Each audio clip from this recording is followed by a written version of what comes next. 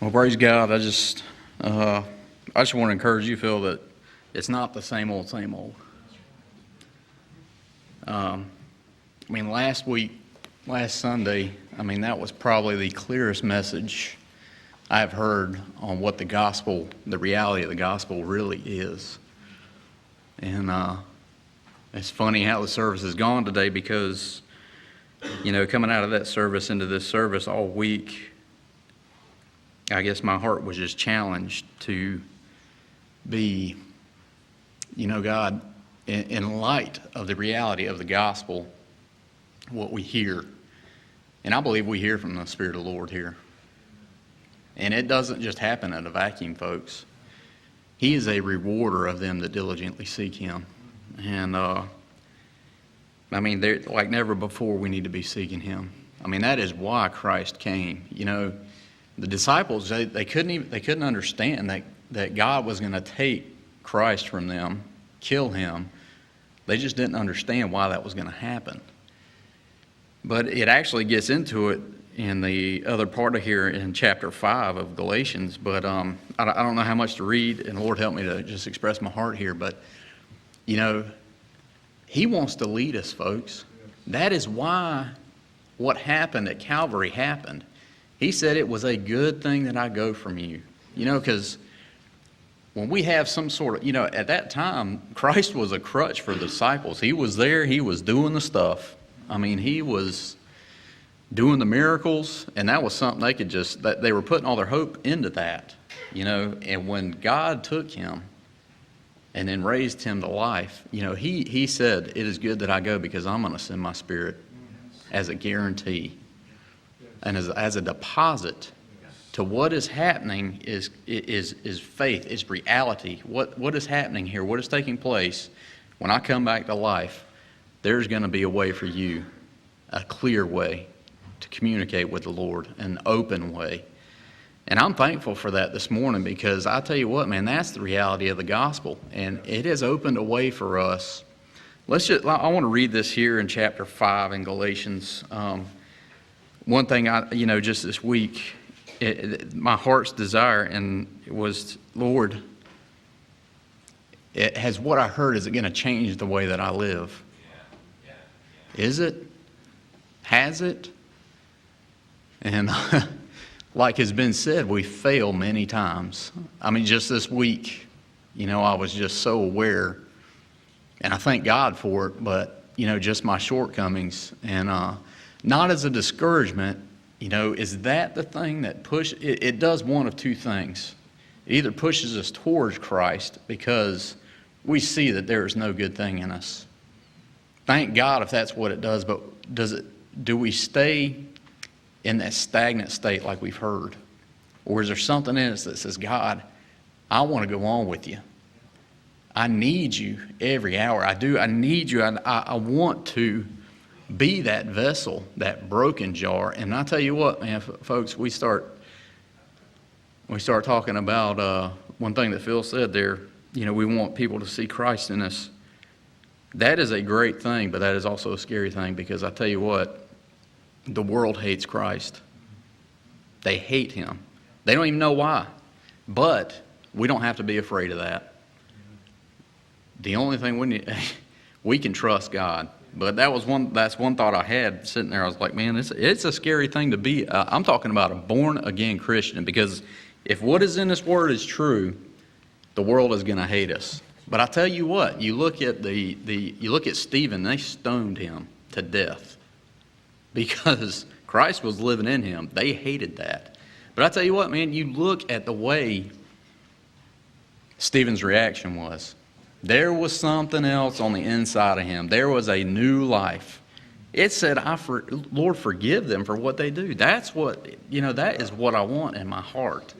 And I believe it's there, folks. But, we are on a journey. We can either become, like I said, I don't want to become stagnant. I don't want this church to become stagnant. I believe part of the burden, this morning the Lord has shared with us is that He does want to change us. He wants us to be led by Him. And there is an action that takes place in that. Let's read this here in chapter 5, verse 16. So this is actually the concluding remark. Getting into the concluding remarks of what Brother Phil has spoke here, or I believe that Christ has spoke through him. Let's go up to 13. You, my brothers, were called to be free, but do not use your freedom to indulge in the sinful nature. Why would he tell us that? Is there a reason he's telling us that? Because I'll tell you what, man, one thing I have began to realize a lot lately is how in love with this world my flesh is. And that's a dangerous thing. That is dangerous. God help us. Because all of a sudden, you look at the church there in Revelation, in the Ephesus there, they lost their first love. What do we love? It's actually expressed in our lives about what we love. What are we spending our time on? What is it that we're spending our time on? That's something that convicted me. I started thinking, I was like, good gosh, man, I live so much for the things of this life. God's begin to do that transformation that you promised you're going to do. And I'm looking at him and I'm trusting him to do that.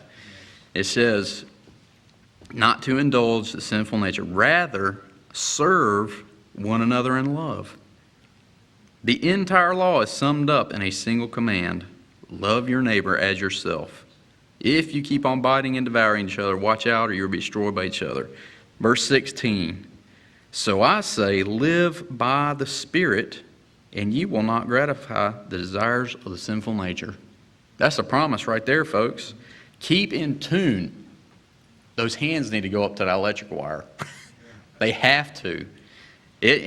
God, He doesn't make us robots. There are choices that we're making every day. For the sinful nature desires what is contrary to the Spirit, and the Spirit what is contrary to the sinful nature. They are in conflict with each other, so that you do not do what you want. I find that in me. But if you are led by the Spirit, you are not under the law. And then he gets in here, the acts of the sinful nature are obvious. We've read this many a times. But I warn you, as I did before, that those who live like this will not inherit the kingdom of God.